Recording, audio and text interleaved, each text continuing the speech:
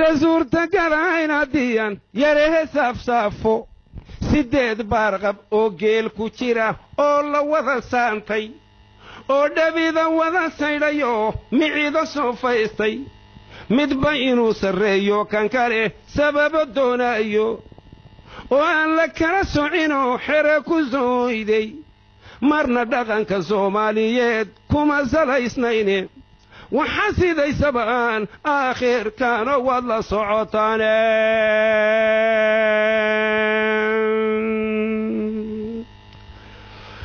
waxaa sidaysaba aan aakhirkan oo wad la socotaane soddon qoysoo son wada degaan seere kala oodin aan midabku kala soocminoo diini kala saarin